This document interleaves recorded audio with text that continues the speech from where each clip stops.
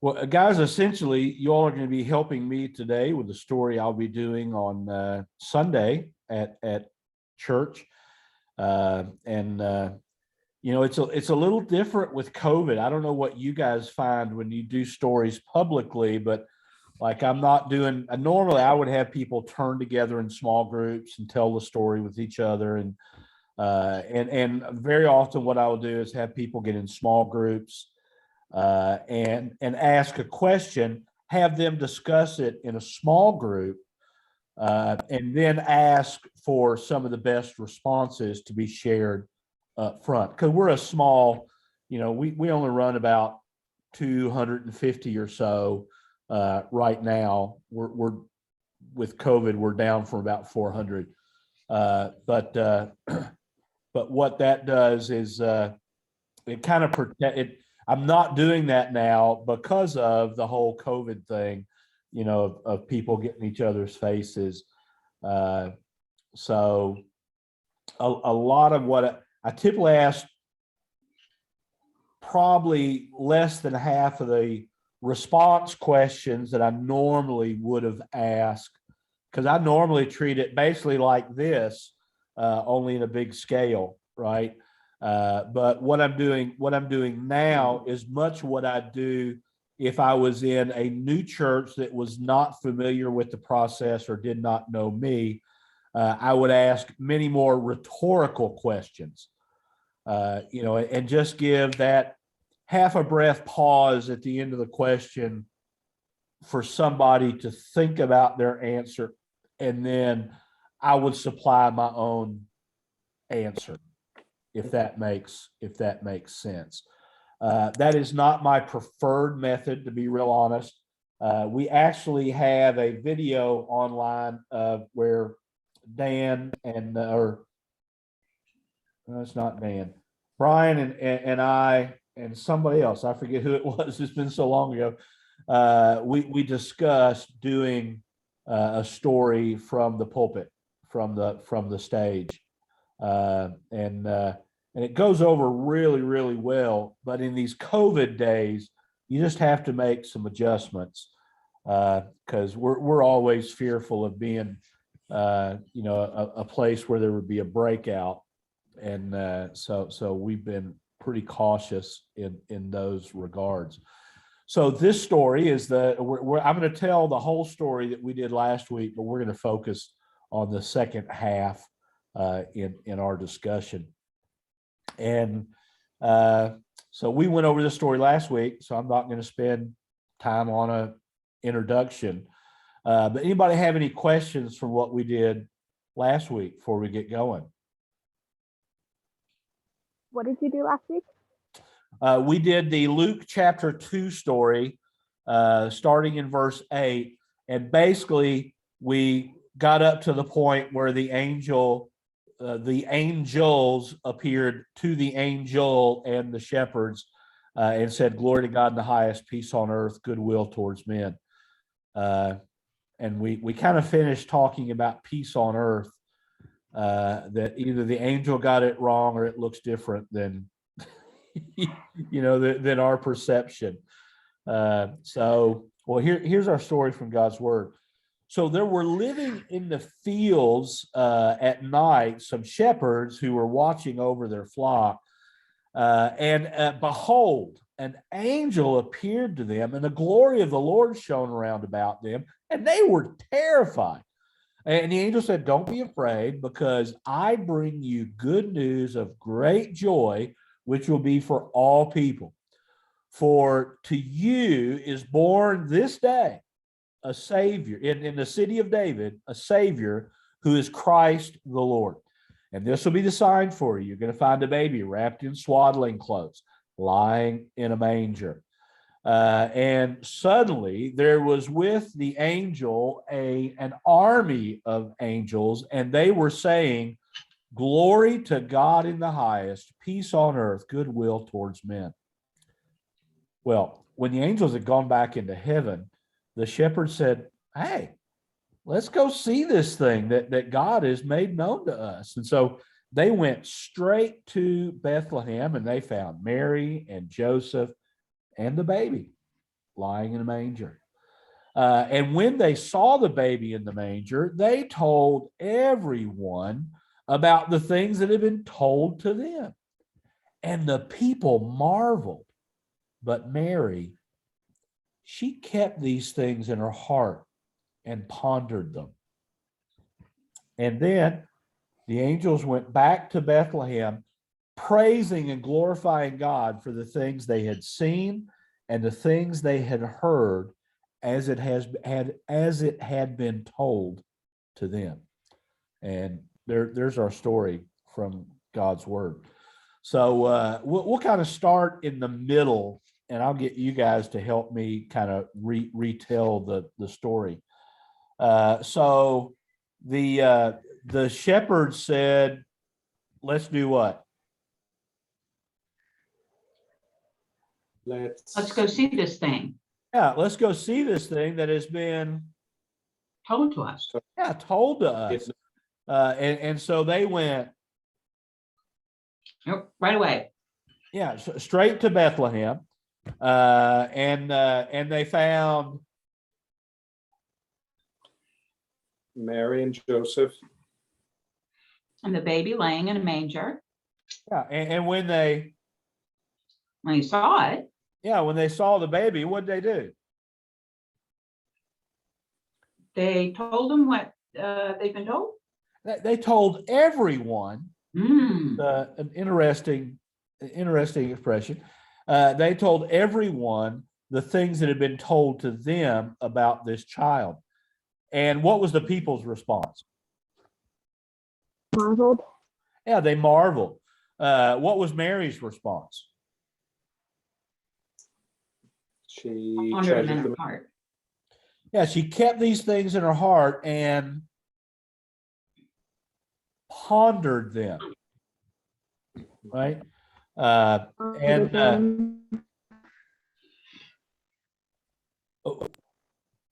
Did you have a question, Sarah? I lost you there for a second. So, okay, yeah, she pondered them. And the shepherds, they, after they told the folks, what'd they do? Went back. Yeah, they went back to their sheep, but on the way, what were they doing? Glorifying God. Yeah, praising and glorifying God for the Things they'd seen and things they heard.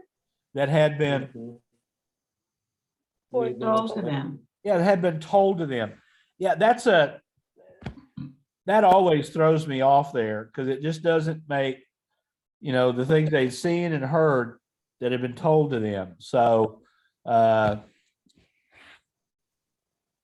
just an interesting way that is placed in Scripture.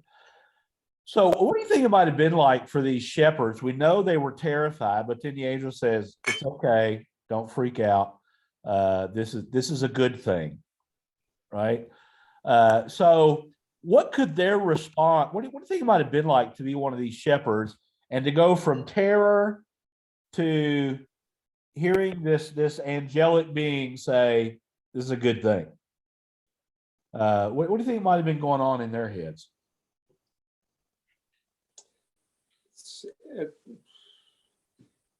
It'd be a wee bit bipolar. 1 minute way down, terrified. Next minute way up. What's next? Yeah, kind of like the American stock market all over the place. So yeah, who do we believe? Who do we believe? Yeah, is he trying to trick us? Yep. Yeah. Anybody else? What do you think it might have been like to emotionally for these angels? I like bipolar. That's a cool word. Maybe no. Did you mean to say angels or did you mean to say shepherds? I meant shepherds. I meant, and I'm catch me on that. That's twice. Yeah. And last week I struggled with something totally different. I can't remember what that was. So So, well, let's look at this part of the story. So, the shepherds, they said to one another, let's go see this thing that's been told to us. And so they went straight to Bethlehem. And when they got there, they found Mary and Joseph and the baby lying in a manger. And when they saw the baby lying in a manger, they told people what had been told to them about this child. And the people marveled. But Mary kept these things in her heart and pondered them. So, what do we learn about Bethlehem? That, I mean, do you see this happening? They found the Mary and Joseph and the baby relatively quickly. I mean, how do you see this? How do you see that happening?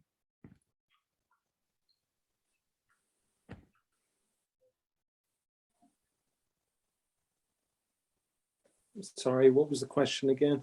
I said, how do you those speed that this happened? How do you see that in your head playing out?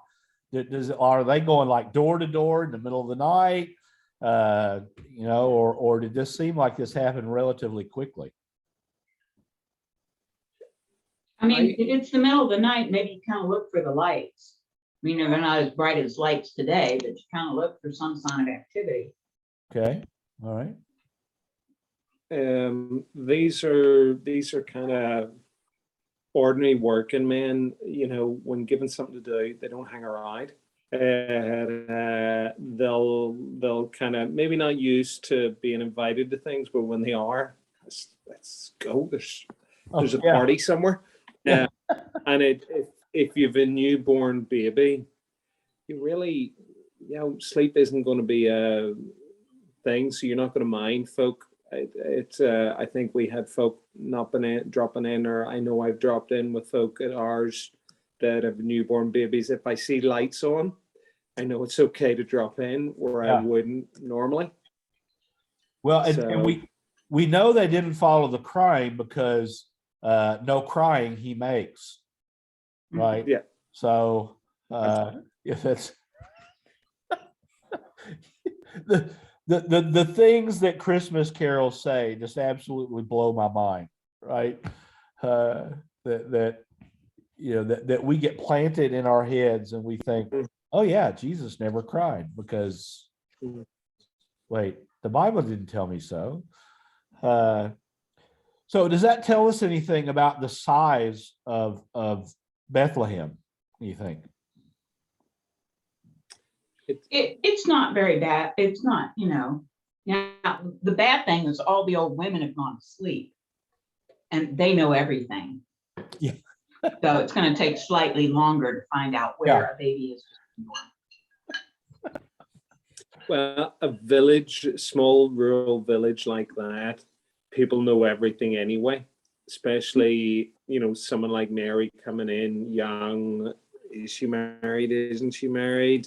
And the entire village down to the cats walking on the street will know that house, that girl. You don't have to ask two people. Well, that brings me to you bring that up, Sam, and I'm wondering, do you think this was, and again, I love what you said, Diane, about the old ladies. Do you think this would have been a topic of gossip for people? Everything is a topic of gossip. It just depends on how high up the chain it goes. Okay. They'll still remember it 30 years later. Yeah. So they followed the star to the stable where they saw the three wise men and their camels. Is that what the story says? Stop that, Butch. No. They're a few months or a few years down the road. Yeah, it just again drives me insane. So the shepherds, they find them, and when they see the baby, it triggers their testimony. How do you see that playing out? Like, do you see people having to pull this information out of them, or do you see them excited to share this? They're excited. We weren't hallucinating. That was real. And, you guys need to know this. You've landed on your feet more than we have. Yeah. Well, Diane, you mentioned something, the little old ladies are asleep. So when they saw the child, they told people. We're not told where the people are or who the people are. But if they see the context of the story, they find Mary, Joseph, and the baby. When they see the baby, it triggers their gotta tell somebody response. They tell somebody. How do you see that transpired? To see that taking place around the baby?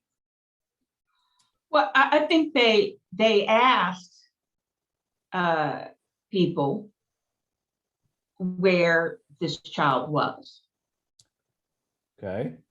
Some of those people got curious and came along either with them or just a little bit behind. I got what? A bunch of shepherds want to go see a mother with her newborn baby. Going and looking at babies, it's a thing. It's always been a thing. But it's not something you rearrange your schedule for unless you're close to the baby. It's kind of a like, I want to go see it. And so that these guys have shown up, a whole group of them in the middle of the night. They're men.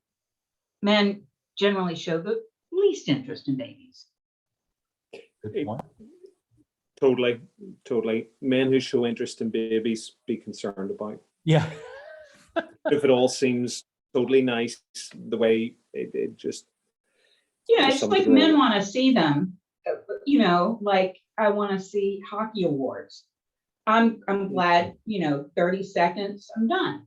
You show up, you're like, oh, look, it's alive and it seems to be intact. Good. Yep. Yeah.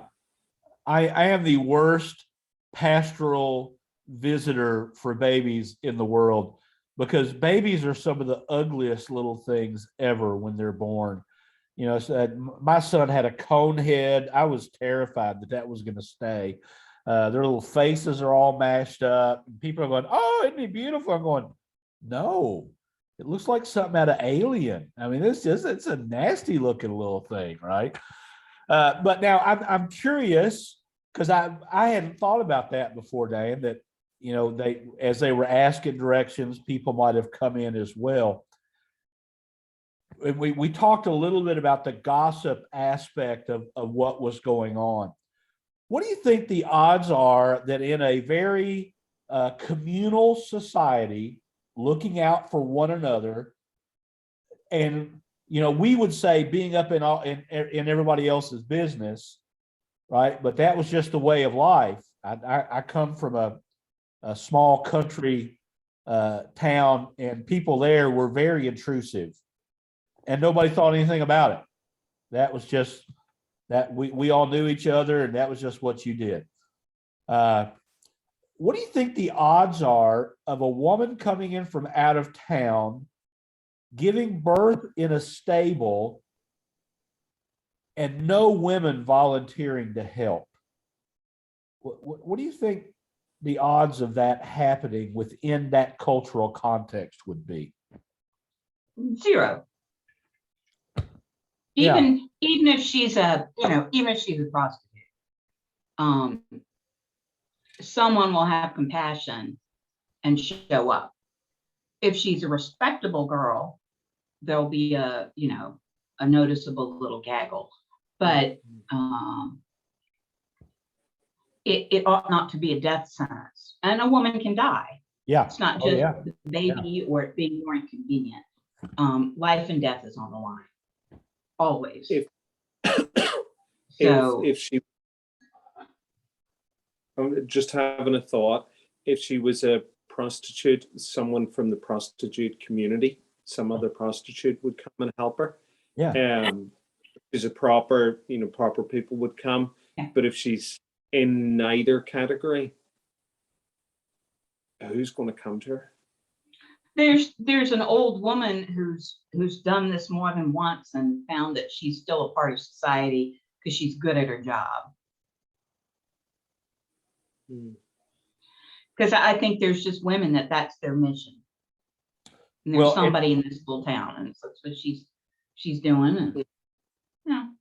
And in the story, okay, listen to what the story says. So they when they saw the baby, they told the people what had been told to them, and the people marveled. But Mary kept these things and pondered them in her heart. So as they were telling the people these things that they were marveling about, does it seem like it was done in the presence of Mary for her to marvel about them? Mhm. Yes. Yeah. Maybe. I was rethinking, there's not just songs, there's all the crash scenes. Yeah. And something happened, and I thought about what the princess who's had the two royal children, and all of the women that I know that had had babies were horrified that she was shoved out onto a balcony in low heels. There's much made of the low heels, with makeup and hair done the next day. And I don't think, they always show her, she's sitting and looking at the baby. I think there's every likelihood that Mary is laying down and letting her body adjust to what has just happened. Yeah. And so there may be a little curtain or something between her, and she's hearing it, but not necessarily coming out. Okay, For but everything, and that the women are looking after the little baby. right. That's why he's in a manger and not laying down beside her. Yeah. She's just catching her breath. But still, it would be within the confines of where she could hear this, right? Yeah. So, which would indicate possibly that there were other people there when Jesus was born, right? Yeah. So, this news that people are marveling about, what is the news that they're marveling about? What is it that's causing them to go, oh? What the shepherds have just told them, because maybe Mary and Joseph wouldn't talk about, what they had experienced, or if they did, everyone would think you're. Yeah. But these random shepherds turning up, starting to sound a bit interesting now, or wow, okay, maybe she's not what we think she is. Yeah. So what do you all see? And I'm what do you all seeing this news being? So these shepherds, they see the baby and they tell them. What is it they tell them? So specifically, how do you see that? What do you see them sharing? Well, I think they're already getting the question, why are you here?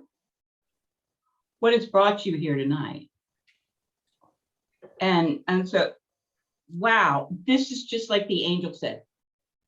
So I think it starts with them, they're telling, but they're also just sort of saying it among each other.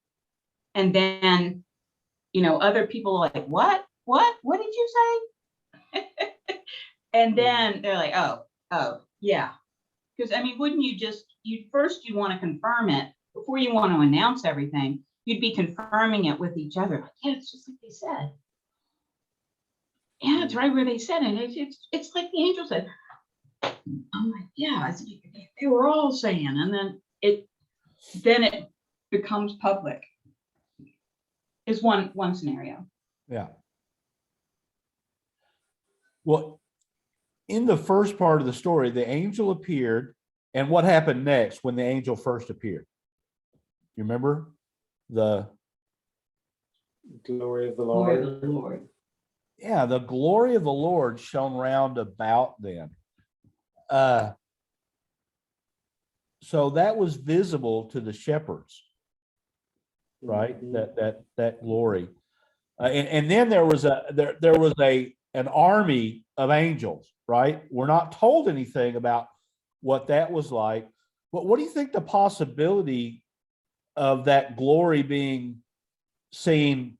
I mean, Bethlehem wasn't, they were in that region, right? So Bethlehem apparently wasn't that far away. And I'm curious, and again, I don't know the answer to this. So, what do you guys think the odds of that glory of the Lord being seen even in Bethlehem where the people were?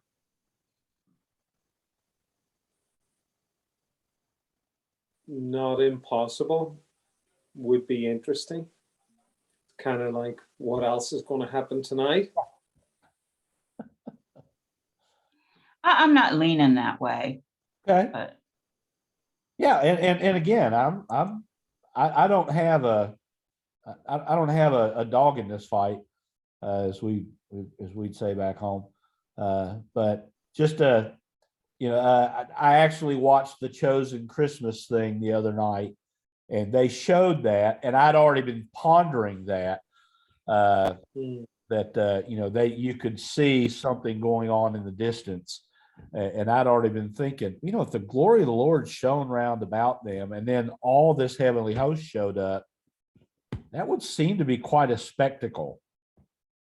That you could probably, it was nighttime, right? So, and again, I'm not going to build a church of the glory of God at Bethlehem anytime soon, but I'm just trying to get this picture in my head.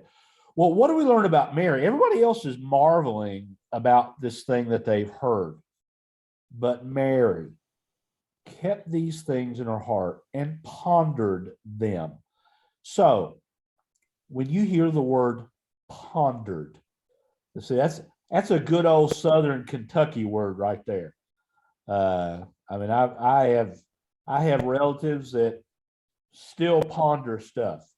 That is a regular word used in conversation among my family and friends and associates. What do you all think of when you think of the word ponder? Think deeply. Okay, thinking deeply. Yeah. I think it often goes with decision making.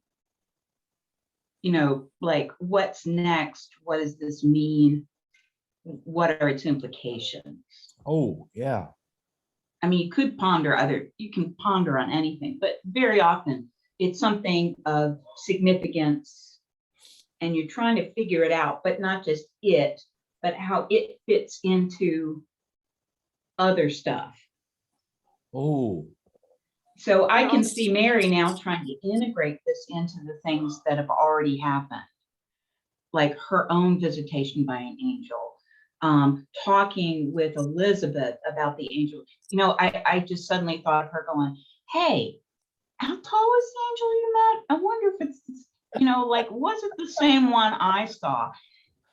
Because in it says in the visitation that Gabriel visited her, but Yeah. it does not say he announced who he was. yeah.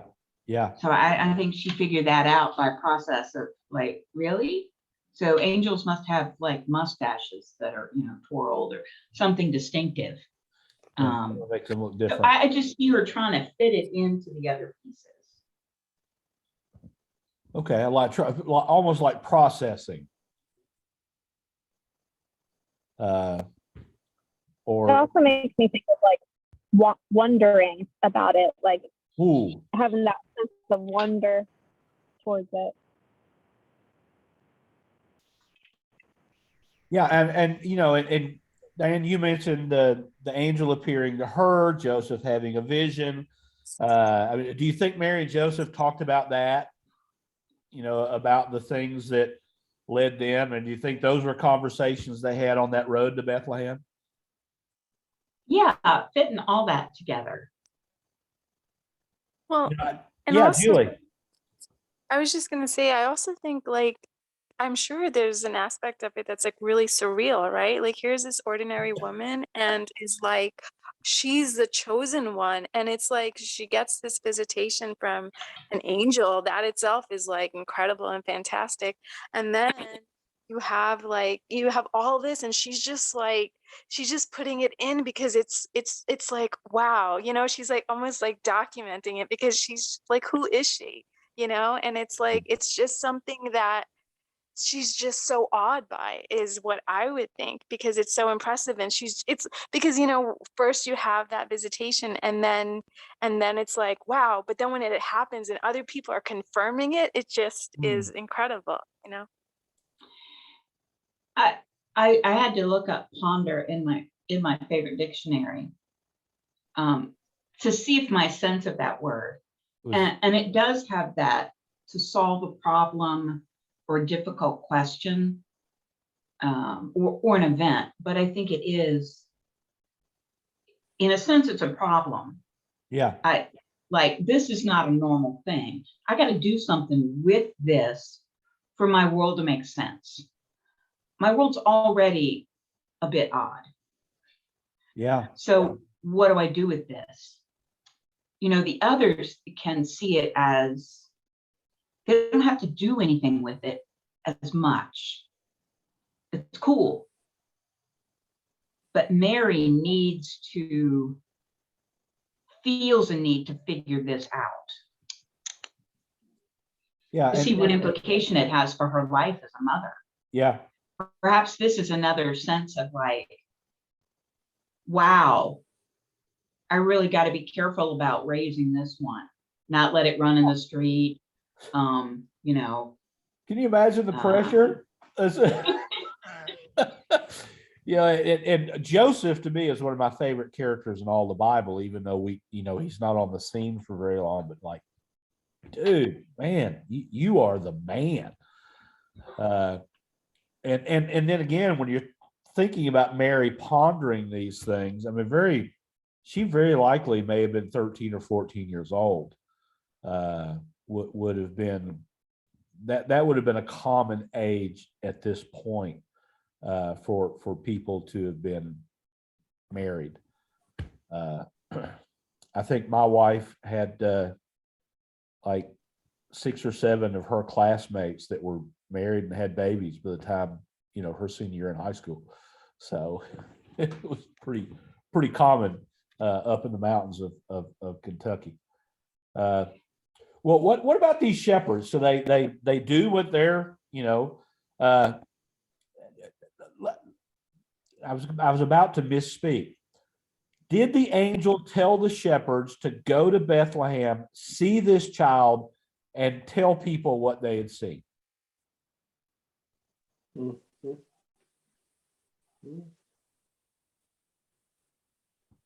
they figured it out.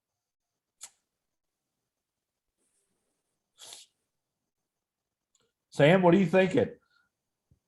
He told them to go. They went. They're going to talk about it. Men like that gossip just as much as ladies. So call it talking about it. Tell others, whatever you will. They're going to spread the word as they go back to work. Yeah, because it's interesting. In the early part of the story, he said, "This is going to be the sign to you." I mean, he didn't order them, but it seems there's an expectation on this angel's part, right? So the shepherds, they see the baby. They do. We're not told if they held the baby or whatever, right? But on the way back, what do we learn about them from their response to seeing this baby that they had been told about, where they're glorifying and praising God for the things they had seen and the things they had heard that had been told to them?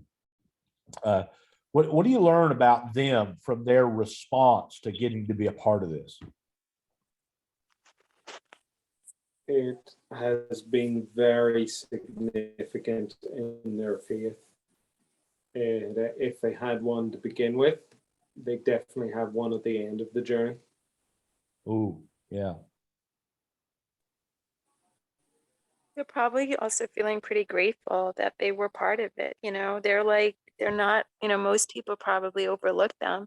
And for them to be able to be a witness to something like this was just probably something that was also where they were somewhat awestruck by. Oh, yeah. I can't believe we got to be part of that. So, yeah.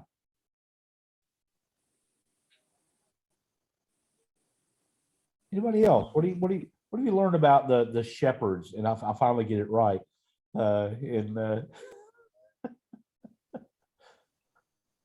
What's your opinion of them? We talked last week as we started about the fact that shepherds were not the most valued in the society. But what is your opinion of the shepherds based on their response to this message they were given to the angel, and now we see this response of the fulfillment of what was told them?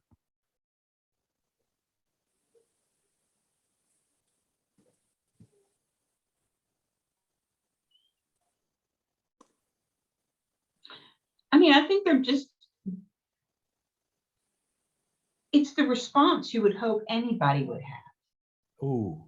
That they would be grateful that these aren't like, God didn't have to go out of his way, hopefully, to like find the people this would work with. If they have some faith in the God of Abraham and some expectation that God's hand is still on this nation, some hope that God still plans to deal with them, then this ought to be the response. You should have you could have picked, shepherds or 7-Eleven employees or, whatever.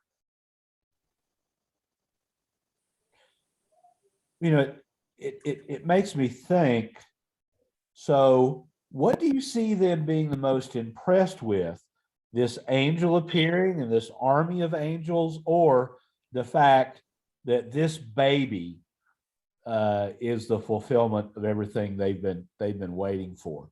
How do you see that playing out? Do we see them talking about the army of angels? Well, they talked about all this stuff. So, of course, they talked about the army of angels. I think after you go and see the baby, then you're talking about it all. You've just told people, but that was telling them. And now you go back and you review the whole thing. And like, wasn't it cool when? Didn't you see this? And then you kind of laugh at each other a little bit. Like, yeah, were you able to see that with your face on the ground? Oh, you eventually looked up. Okay. Yeah. I just, how could you not just think about it all? Yeah.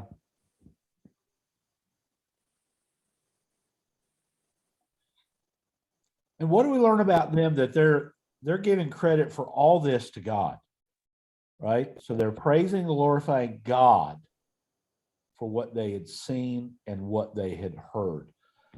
So who do you see them being accountable to in their own minds here?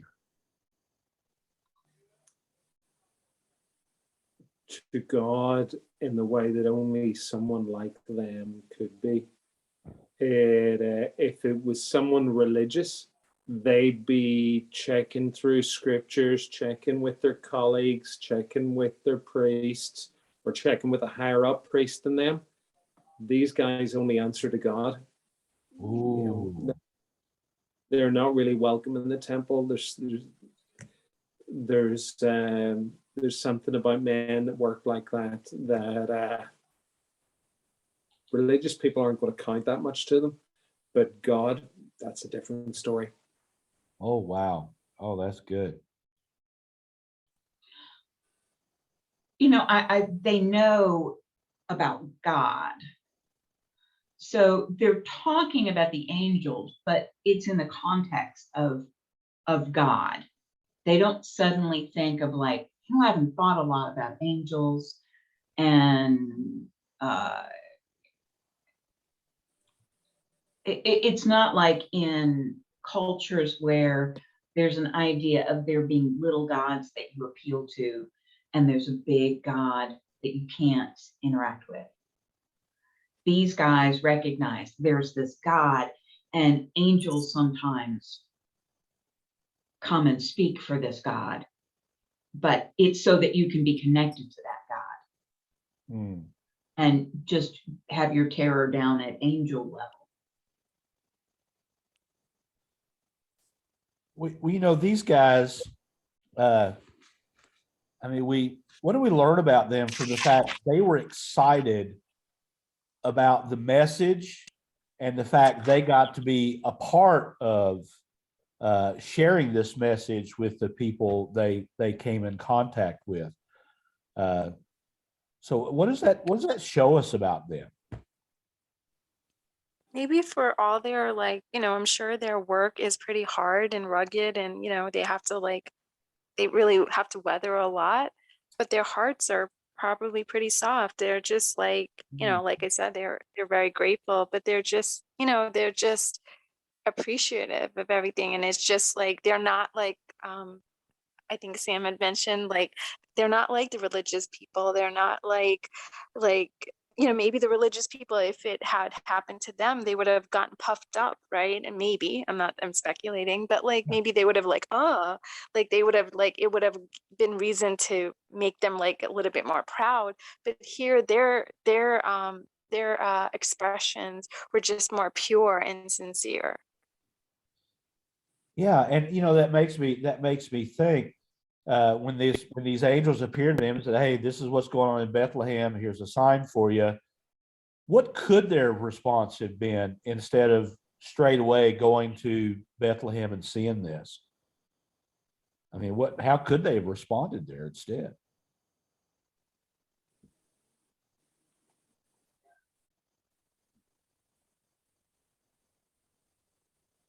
Who was responsible for the sheep while they were gone? I was thinking that. I was like, yeah, what happened to the sheep?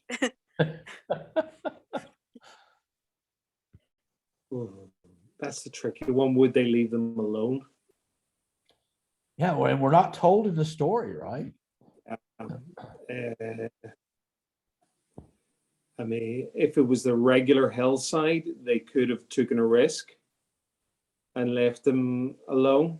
They generally may not wander too far from, especially at night, but you're taking a huge risk. Well, and that makes me think, I mean, could they have used that as an excuse not to go? Absolutely. I mean, Yeah, we'll go in the morning. yeah, that seems like a fairly legit excuse, right? Right. Mm-hmm. But they went. Mm-hmm. Right? In spite of what you said, the risk, saying, because I mean, we're not told whether they left somebody behind or what, but they were undermanned regardless, right? Mm-hmm. There weren't nearly as many people there. So what do we learn about them spiritually that they're willing to take that risk?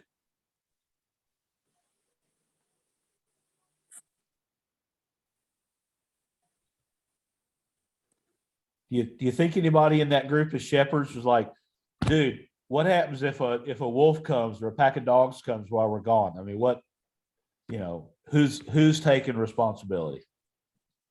It must have made such an impression on them, the angels, that that's not something you say no to.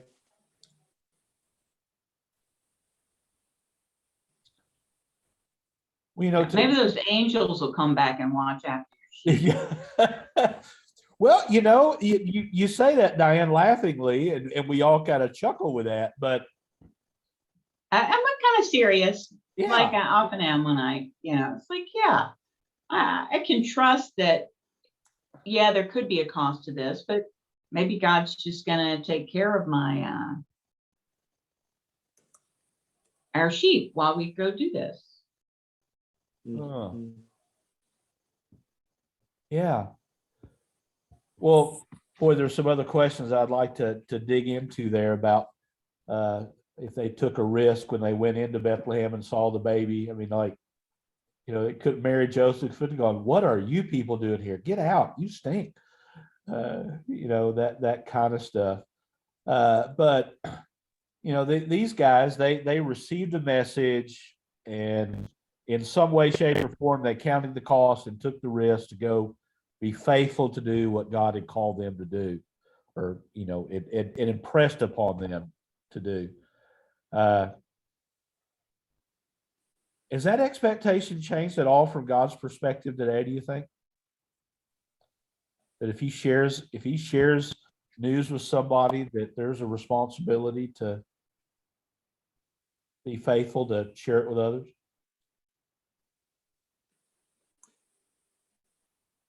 I think so. I don't think we always do it, but when he asks you to do something, it's not a would you think about, it's go do it. Well, what do you think that could look like in the world today, as far as us obeying? Like, we don't have to leave our sheep and go, walk 10 or 20 miles, however, we don't know how far it was, right? But however far it was. I mean, what could that look like today to be faithful in those areas?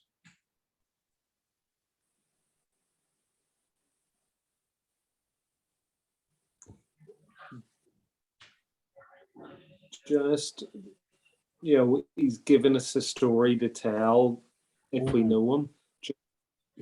Chatting to the folk who he brings across our path and telling them what he's done in our lives. As simple as that. To specifically when he tells us go and talk to that person, or lays it on our heart, doing what we're told. Yes, Amy, and you make me think. Did the angel say to explain all these things that we've talked to you, give the, here's the Old Testament rationale for why this is, or just go tell them what's been told to you? Yep. It's not rocket science. Yeah. Thank goodness, right? How do you see that applying to us today, as far as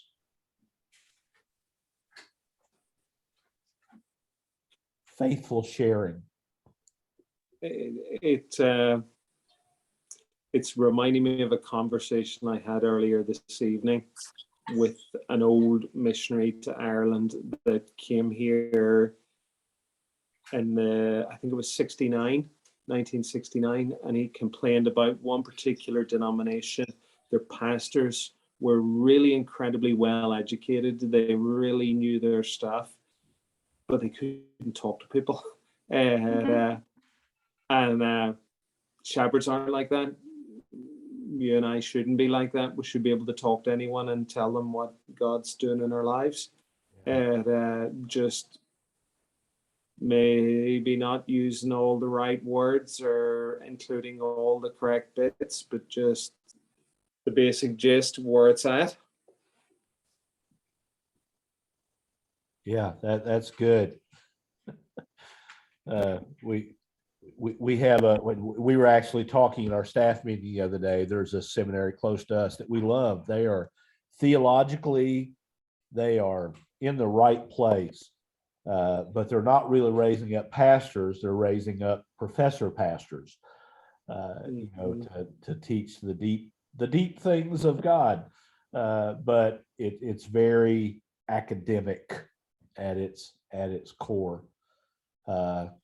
So, as I look at this story, I'm just thinking, my responsibility is just to share what God has told me, and leave the results up to him. Well, how could this story help you guys in the future? What do you see there? For me, there's a reminder to be obedient. When we're told to do something, just go and do it. We don't get the how to do it, just do it. We may make a hash of it, but God will still use that. Yeah. Yeah. I like that. Well, this story is in Luke chapter 2. The full story is verses 8 through 20. I think we did verses 1 through 7 a couple of weeks ago. And I'll probably do the first 7 verses as an introduction on Sunday. But appreciate you guys praying for us. We actually have our service at like 9 o'clock in the morning. When Christmas break is going on, we have a lot of our students are going home, so we go to one service during this time of year. So, but all your prayers would be appreciated. So, well, thank you all. I'm going to turn off the recording now.